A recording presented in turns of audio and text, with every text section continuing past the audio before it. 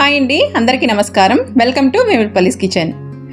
ఇంకా నా ఛానల్ని మీలో ఎవరన్నా సబ్స్క్రైబ్ చేసుకోకుండా చూస్తున్నారా? అయితే ప్లీజ్ కింద కనపడుతున్న రెడ్ కలర్ సబ్స్క్రైబ్ బటన్ని క్లిక్ చేసుకోండి. పక్కనున్న బెల్ సింబల్ కూడా క్లిక్ చేసుకొని ఆల్ ఆప్షన్ని కూడా మీరు క్లిక్ చేసుకున్నట్లయితే నేను పెట్టే ప్రతి వీడియో కూడా మీరు మిస్ కాకుండా ఉంటారు. మరైతే ఇక ఈరోజు రెసిపీ వచ్చేసి పనస గింజల బిర్యానీ. ఆల్రెడీ మనము పనస గింజలతో కూర ఎలా చేసుకోవాలని చూసాం కదండి.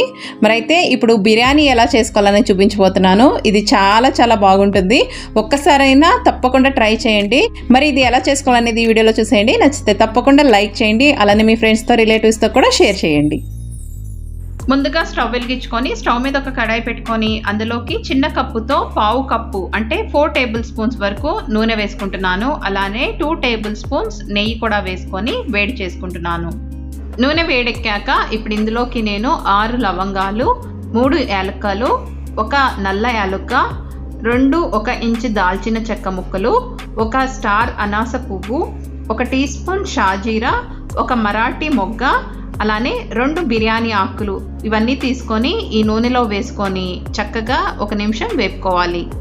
ఇప్పుడు 2 మీడియం సైజ్ ఉల్లిపాయలని ఈ విధంగా సన్నగా పొడువుగా కట్ చేసుకొని ఇందులోకి వేసుకొని ఇవి మంచి గోల్డెన్ బ్రౌన్ కలర్లోకి మారేంత వరకు స్టవ్ని మీడియం ఫ్లేమ్లో పెట్టుకొని ఫ్రై చేసుకోవాలి. ఉల్లిపాయలు చక్కగా వేగి మంచి గోల్డెన్ బ్రౌన్ కలర్లోకి మారాక ఇప్పుడు ఇందులోకి 2 టేబుల్ స్పూన్స్ వరకు అల్లం వెల్లుల్లి పేస్ట్ వేసుకొని అల్లం వెల్లుల్లి పేస్ట్లో ఉండే పచ్చివాసన పోయేంత వరకు చక్కగా ఫ్రై చేసుకోవాలి. ఇప్పుడు ఇందులోకి నేను 2 బాగా పండిన టమాటోస్, పెద్ద టమాటోస్ తీసుకొని సన్నగా కట్ చేసుకొని వేసుకున్నాను. మీరు కావాలంటే ఈ టమాటోస్ని పేస్ట్ చేసి కూడా వేసుకోవచ్చు. వీటిని ఇప్పుడు బాగా సాఫ్ట్గా అయ్యేంత వరకు కుక్ చేసుకోవాలి. టమాటోస్ బాగా సాఫ్ట్గా అయ్యాక ఇప్పుడు ఇందులోకి 1/2 టీ స్పూన్ పసుపు, 2 టీ స్పూన్ల కారం, 1 teaspoon biryani masala, 1 teaspoon homemade garam masala, 2 టీ స్పూన్లు కళ్ళుప్పు వేసుకొని వీటిని 1 నిమిషం ఫ్రై చేసుకోవాలి. ఇప్పుడు ఇందులోకి నేను 1 పెద్ద కప్పు అంటే 250 గ్రామ్స్ పనస గింజల్ని పొట్టు తీసి ముందుగానే ఉడికించుకొని ఈ విధంగా సగానికి కట్ చేసుకున్నాను. పనస గింజల్ని పూర్తిగా కుక్ చేసుకోకుండా 75 to 80% వరకు కుక్ చేసుకోవాలి. ఎందుకంటే మనము బిర్యానీలో వేసుకున్నాక ఇవి మళ్ళీ కుక్ అవుతాయి కాబట్టి ముందుగానే మీరు ఎక్కువగా కుక్ చేసేసుకుంటే సాఫ్ట్గా అయిపోతాయి. సో ఇప్పుడు వీటిని ఇందులోకి వేసుకొని మసాలా అంతా కూడా బాగా పట్టేంత వరకు ఒక 2-3 నిమిషాలు వీటిని ఫ్రై చేసుకోవాలి. అలానే ఆల్రెడీ నేను పనస గింజలతో కూర ఎలా చేసుకోవాలనేది వీడియో పెట్టానండి. కింద డిస్క్రిప్షన్ బాక్స్లో లింక్ ఇస్తాను. మీలో ఎవరన్నా చూడని వారు ఉంటే కింద డిస్క్రిప్షన్ బాక్స్కి వెళ్ళి లింక్ ప్రెస్ చేస్తే ఆ వీడియో కూడా మీరు చూడొచ్చు. ఇప్పుడు ఇందులోకి చిన్న కప్పు పెరుగు వేసుకొని దీన్ని ఆయిల్ మొత్తం పైకి తేలేంత వరకు గెరెట్తో మిక్స్ చేసుకుంటూ ఉడికించుకోవాలి. ఇప్పుడు ఇందులోకి నేను 1 కప్పు సన్నగా కట్ చేసుకున్న పుదీనా, 1/2 కప్పు సన్నగా కట్ చేసుకున్న కొత్తిమీర, 1/2 కప్పు సన్నగా కట్ చేసుకున్న మెంతాకు వేసుకున్నాను.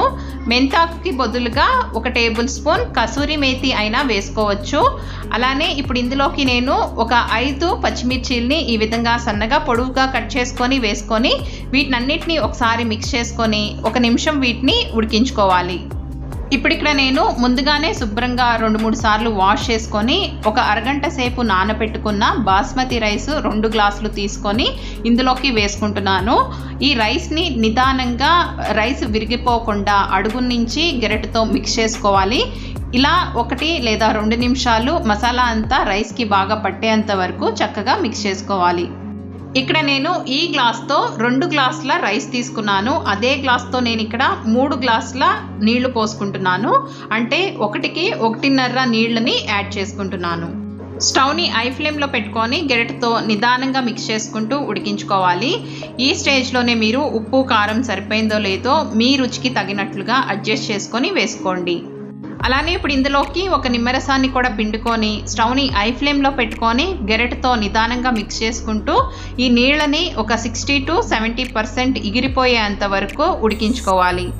నీళ్లు ఒక 70% ఎగిరిపోయి రైస్ ఈ విధంగా ఉడికిన తర్వాత ఇప్పుడు దీని మీద మూత పెట్టుకొని స్టవ్ని లో టు మీడియం ఫ్లేమ్లో పెట్టుకొని దీన్ని చక్కగా ఒక 10 నిమిషాలు ఉడికించుకోవాలి.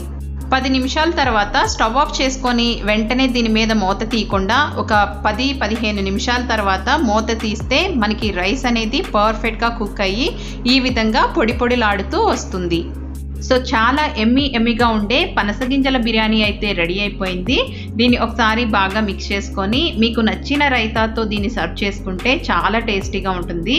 ఈసారి నుంచి మీరు పనస గింజల్ని ఊరికే పాడేయకుండా ఇలా బిర్యానీని చేసుకొని తినండి. మళ్ళీ చేసుకొని తింటారు, అంత టేస్టీగా ఉంటుంది.